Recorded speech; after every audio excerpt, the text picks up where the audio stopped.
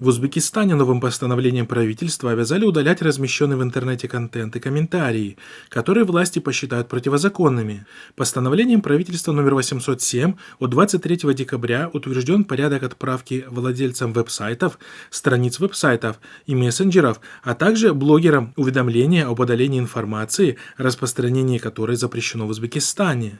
Сообщается, что владельцам ресурсов, блогерам в течение 24 часов Центр по вопросам массовых коммуникаций, Агентство информации и массовых коммуникаций при администрации президента Узбекистана официально направит в электронном формате уведомление об удалении противозаконной информации. Владелец информационного ресурса или блогер должен в течение 24 часов с момента получения уведомления удалить противозаконную информацию и уведомить об этом Центр.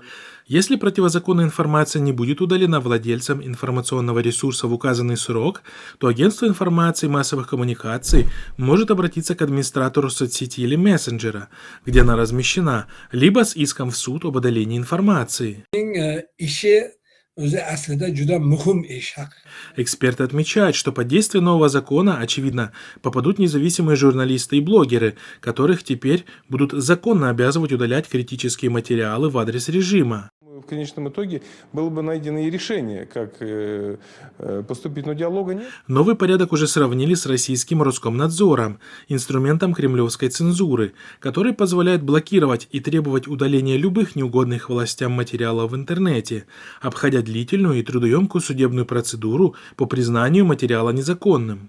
Она ничего не имеет общего с общественно значимой информацией, с политической или государственной значимостью. И чтобы человек мог через суд хотя бы удалить.